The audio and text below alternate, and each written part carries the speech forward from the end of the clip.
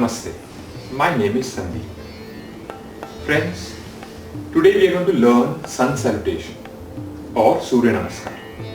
Surya Namaskar is a series of 12 important asanas put together. When we perform this Sun Salutation, every part of the body is stretched. They say that when you do Sun Salutation, more than 90% of the muscles are stretched. Also, it can be a nice way to remain healthy, to remain fit. Friends, Surya Namaskar can be done in three ways. It can be done just with the alignment focusing on the body. It can be done along with the body on the breath. It can be done along with the breath, along with the body, and also for the mind by doing a particular mantra. But today's video we are going to talk about only alignment, because a lot of time people, when they do Sun Salutation, they are just doing it fast. We need to understand what is the right way to do. Of course, it will vary from person to person, and there are varieties of Sun Salutation. This is one of it. Taking care more about alignment. So when we do Sun Salutation, physically, mentally and spiritually, we can get fitter. So friends, let's learn the Surya Namaskar parts by parts, taking care of each part one after the other. So the initial part, you start with Sun Salutation in Namaste. When you do Namaste, make sure that you are grounding yourself nicely with your feet and extending through the spine. Then comes Urdhva Hastasana or Hasta Uttanasana. So just watch this now. Standing in the front of the mat. After keeping the hands at the front of the chest or maybe by the side of the body, even this is fine. Now raise your hands up, and as you raise your hands up, let the hands fall behind. Friends, a lot of time when people do this, few things can happen. The first thing which can happen is people tend to bend too much. We don't want that to happen. We want to engage the core, because if you bend too much forward, there is some kind of undue strain in the lower back which we don't want to happen. When people are raising the hands, what they are also doing is they are allowing the head to fall first, or they are allowing the hands to fall first. But when we will actually move all three together, both the hands and the head. All the three things will move together. Head will remain between the hands, and hands and the head will move together behind. So watch, raising the hands up, not allowing the stretch to become too intense. You can just relax the shoulder blades a little. And let all the three things go together. Remember, when we are going behind, we are not pushing the belly forward. Maybe the buttocks a little firm, not squeeze and tight, a little firm, and the pelvic area is nice and strong. We are engaging the core all the time.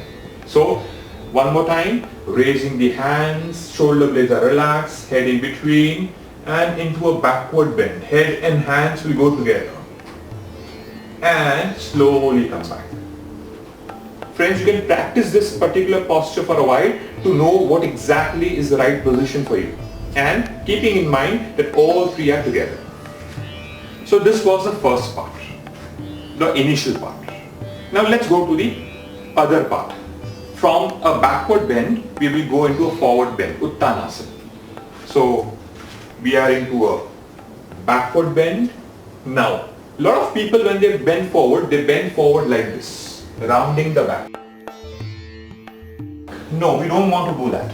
We want to extend the spine when we want to come forward. So the alignment of the lower back, the alignment of the upper middle back, and also the head will be there. When we do this, we also want to make sure that we are engaging the core, not allowing the lower back to move too much forward, not allowing the back to get round. No, we don't want both the cases. We want the neutral pelvis, where we are neither too forward, neither too backward, a neutral position. So we are pivoting actually from the hip joint, not from the lower back. So after into a backward bend, now slowly bending forward. See, when you bend forward, the spine and the head is in one line. It's one unit which is working together. Second, very important is you are actually engaging the core and using the hip. A lot of time people, when they do this, they can also hyperextend the knee by pushing the knee too much behind. We also don't want that. We want the quads to remain engaged. The moment you engage the quads, the kneecap is also engaged and the strain on the knee will be less. So watch it once again. We bend forward, head and spine as one unit. And then slowly coming down with ease. Dropping the head. When you do this, make sure that if the hamstrings are too tight, you can bend your leg also at the knees. That is also fine. Respect your body, friends. Just be comfortable. So this is the second part. Coming forward with a straight back. Once again, watch this. Into a backward bend. And now slowly Uttanasana. Head and spine in one unit. Slowly coming as much as you can. And dropping. Hands can be kept here, can be kept here, can be kept behind. Maybe ideally would be keeping the hands by the side of the feet. This is the second part. So coming forward is very important, and also coming forward from the right place is very crucial. So this is the second part. So now we learn the next part. After bending forward, we move to a high lunge position, also called as Ashwa Sanchalanasana. So let's learn this. So you are in this position where you are in the forward bend. Now you bring one leg behind.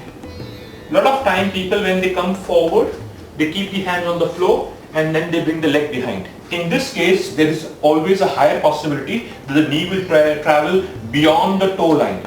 We don't want that to happen. Because if the knee is going beyond the toe line, it can actually slowly start putting strain on the knee, which on a longer run is not good for the knee. So when you come forward, when you start bringing the leg behind, make sure that all the four are in one line. If your hands are not reaching there, bend your leg. That is perfectly fine. Bring the hands by the side of the feet and then bring one leg behind. The moment you bring the hands and the feet in one line, you will automatically find that the knee and the heel is in one line. It's vertical. The shin is vertical actually. Also the knee, the center of the ankle, the front of the ankle and the second toe is in one line.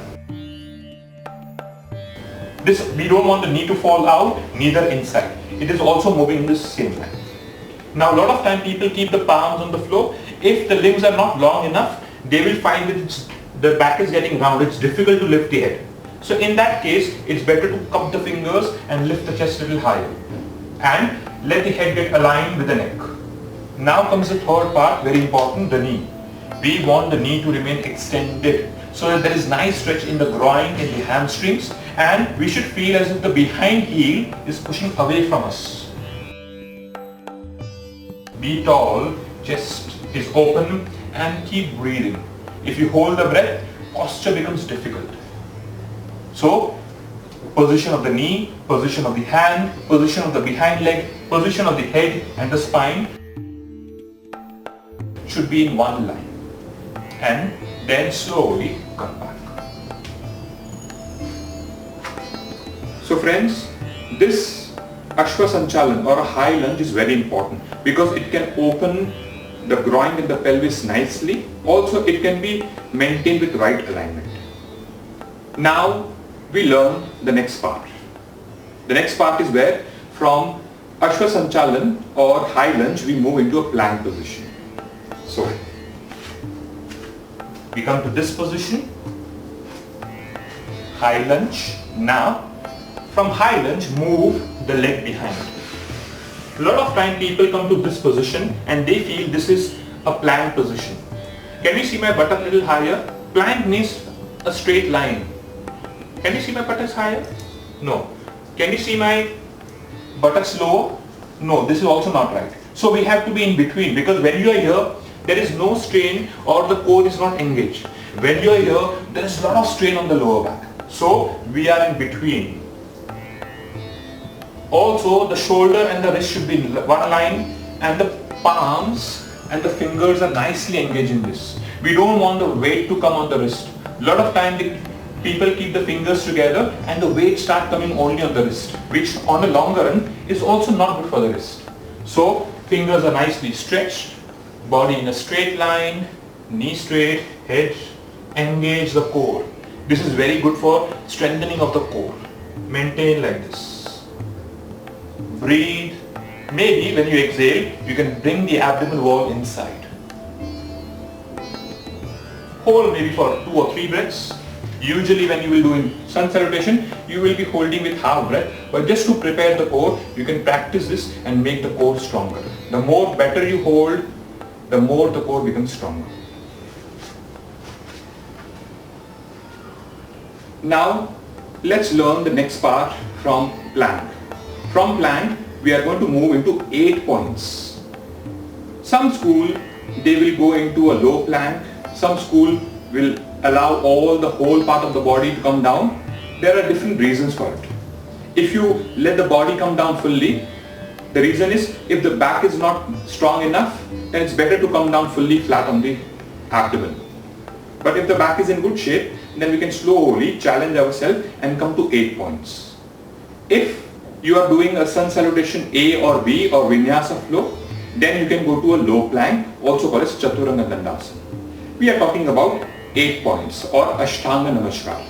So after taking the plank position, now bring the knees down. A lot of people, what they do is they move too much forward.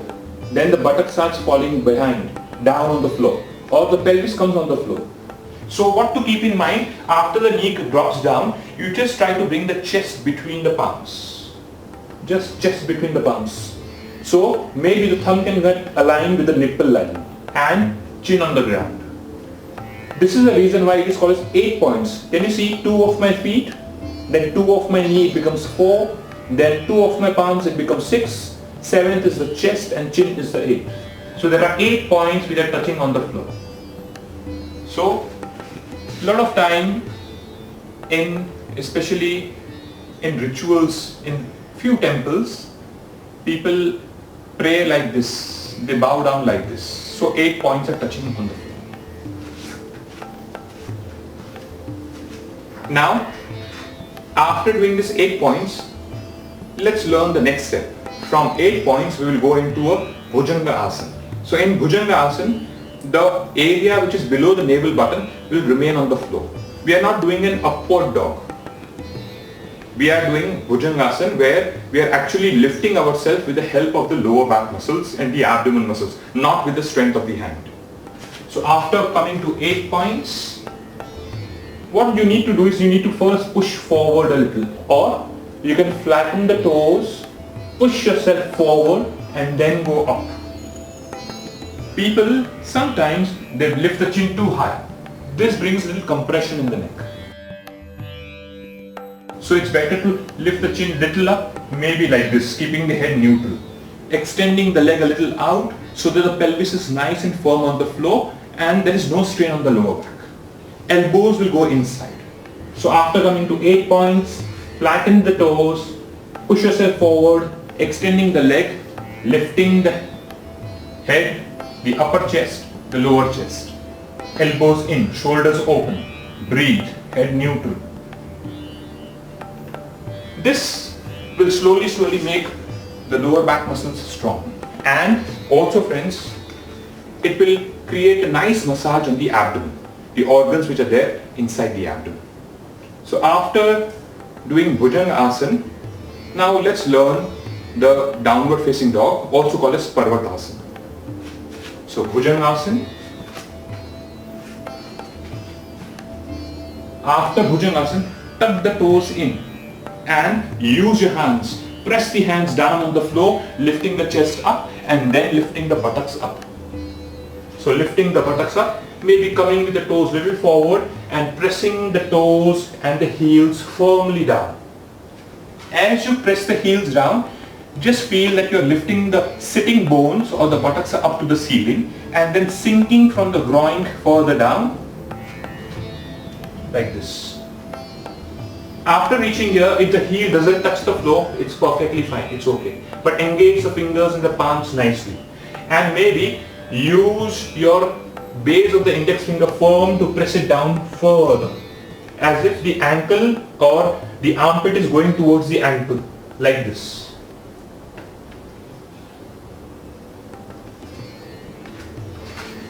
Friends, This particular practice of Parvatasana or downward facing dog will increase a nice stretch in the legs, in the arms and also the spine. So this particular practice is very good to stretch the body and strengthen the body. After learning the downward facing dog, now we will come to Ashwa Sanchalanasana. So let's learn how to do it. You come into a downward facing dog. Now you bring one leg forward. A lot of people who are very tight from the hip and the groin, they will find that they can only come to here. So what they can do is, they can use that particular side of the hand. If I am bringing the right leg forward, I will use my right leg to bring it forward, using the hand to push it forward, so that the hand can come by the side of the feet. If it doesn't come, then it's okay. But if possible, bring it forward. And take care to the heel and knee is in one line, knee aligned with the second toe, cupping the fingers, becoming tall, behind leg active, and the behind heel is falling down away from you towards the floor. Hold in this position. Neck is nice and long. Make sure you're breathing.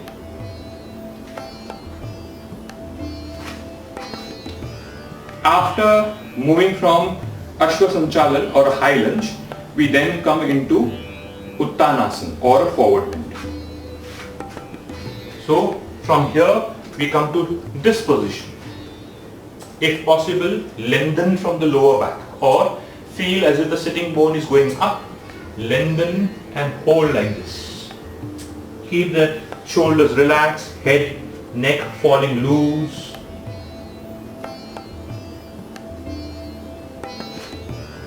So the transition from a high lunge into a bringing the other leg forward is a little easier. Now what is more important is when you move from there. So when you move from Uttanasana into an lifting the hands up or Urdhva Hastasana or Hasta Uttanasana, it is very important again to keep the spine and the head as one unit.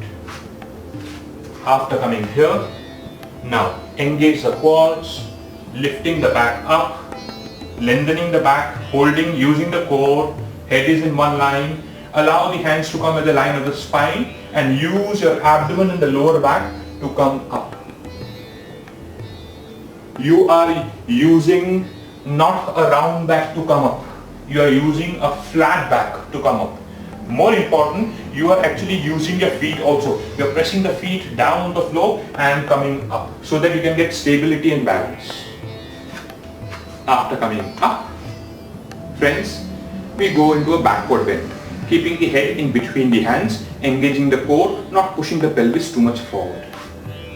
So after coming up, head in between, shoulder blade relax, backward. And Namaste or hands by the side. After backward bend, we come to the starting position, either by the side of the body, hands, or in Namaste, in the front of the chest. After learning it part by part, now let's combine everything together. Let's club everything together and see how it looks. So you will stand in the front of the mat. Tadasana, holding yourself nicely, engaging your feet, engaging your core, spine tall, head neutral, neck long. Namaste, and then raise your hands up, keeping the head in between the hands into a backward bend. Use your core, don't let the pelvis push too much forward. Slowly keeping the head and the spine as one unit. Bend forward, engaging the quads, bringing the hands by the side. Now bring the leg behind, right leg behind, the front heel and knee in one line, the behind leg straight, heel pressing down to the mat, away from you, and head is nice, spine is nice. Now bring the other leg behind and hold into Dandasana, plank pose or Falak Asana also call this. Bring the knees down, chest between the palm, chin on the ground. Slowly flatten the feet, move forward, let the pelvis come down, lift yourself up without using much of the hands. Tuck the toes in, use your hands, press it down, lift the buttocks up and press the heels down on the floor, moving the armpit towards the shoulder blade, towards the ankle. Bring the leg forward, the heel and knee in one line, foot in between the palms, extend behind leg straight, behind heel moving away from you, head is nice and tall. Bring the other leg forward into Uttanasana. Use your spine and the head, make your neck long, extend your hands, press your feet on the floor, come up slowly into a backward bend, and finally into Namaste. So this was one side. When the right leg goes behind, while coming back the right leg comes forward. Then you can do the left side. This both together makes one round complete. So practice this and be fit. Friends, this was the way to learn Sun Salutation or Surya Namaskar, keeping certain things in mind depending on the alignment of the body. And if you can take care of the alignment, the probability of getting injured is always less. Friends, I believe if you have liked my video, then hit the like button and don't forget to subscribe to our channel so that you can get updates of new videos also. If you have any valuable feedbacks or suggestions, please write to us. We will try to respond to you. We will try to communicate to you. If you want us to cover any particular topic or subject related to yoga, do write to us. We will also try to cover that in the near future. Thank you for watching. Namaste.